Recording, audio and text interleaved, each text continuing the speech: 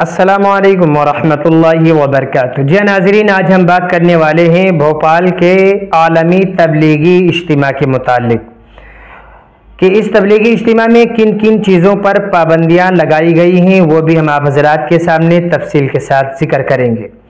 उससे पहले नाज़रीन, हम आपसे गुजारिश करेंगे कि अगर आप हमारे इस चैनल पर पहली बार आए हैं तो हमारे इस चैनल को ज़रूर सब्सक्राइब कर लें ताकि तबलीगी जमात के मुतालिक तमाम वीडियोस, तमाम ख़बरें आप हज़रात तक जल्द और आसानी से पहुंच सकें। जी नाज़रीन, भोपाल के 4 रोज़ा आलमी तबलीगी इज्तिमा की तारीख का ऐलान भी कर दिया गया था। यह आलमी तबलीगी इज्तिमा जो कि हमेशा माह नवंबर में मुनाकिद होता था, लेकिन इस साल रियासत में होने वाले इंतखाबात के पेश नज़र इज्तिमा कमेटी ने नवंबर में इज्तिमे का इनेकाद करने के बजाय माह दिसंबर में आलमी तबलीगी इज्तिमे का इनेकाद करने का फ़ैसला किया है।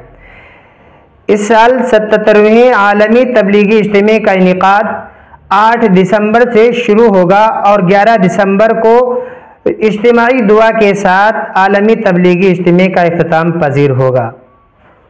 वाज़ेह रहे कि भोपाल में आलमी तबलीगी इज्तिमा की बुनियाद 1947 में रखी गई थी।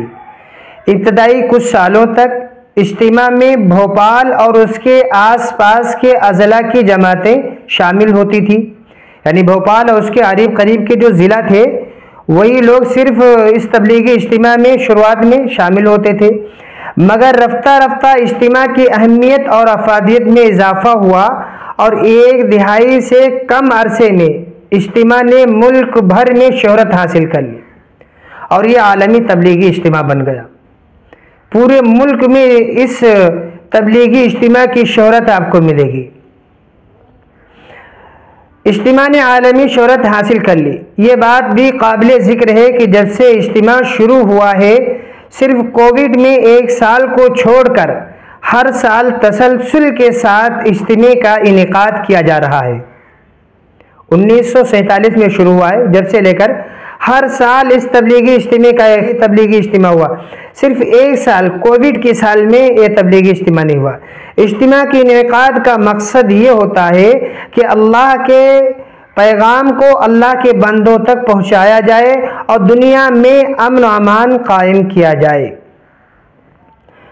देखो, क्योंकि इन तबलीगी इज्तिमात से और ख़ास तौर से भोपाल के इस तबलीगी इज्तिमा से हज़ारों लोग अल्लाह के रास्ते में निकलते, हज़ारों जमातें अल्लाह के रास्ते में निकलती, जो कि मुल्क बैरून मुल्क में जाती हैं, गांव-गांव, देहातों में, बस्तियों में जाकर के लोगों में चल फिर करके खूब अल्लाह की बड़ाई को बोलते हैं, अल्लाह के पैगाम को अल्लाह के बंदों तक पहुंचाते हैं, उसकी पूरी कोशिश करते हैं, लोगों को मस्जिदों में ला करके जोड़ते हैं और खुद सुन्नत के मुताबिक ज़िंदगी गुजारते हैं और लोगों को भी सुन्नत के मुताबिक ज़िंदगी गुजारने की दावत देते हैं।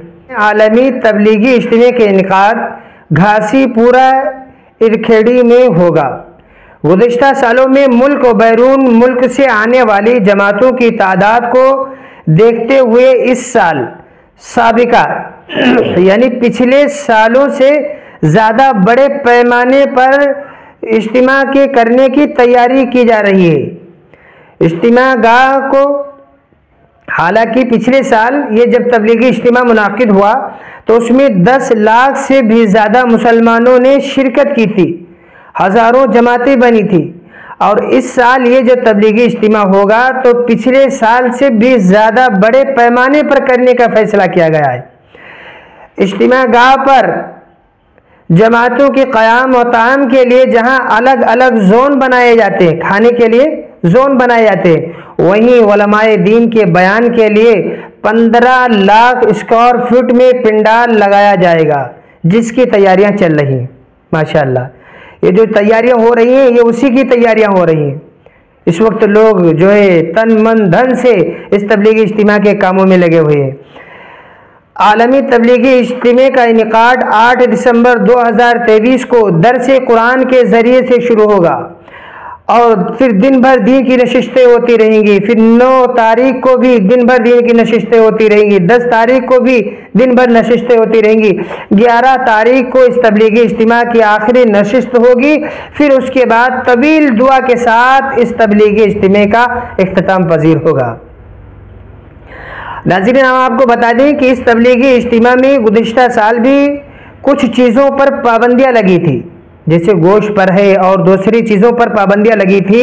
इस साल भी कुछ चीज़ों के ऊपर पाबंदियाँ लगने वाली, वो भी हम आप हज़रात के सामने पेश करें, सुन लीजिए।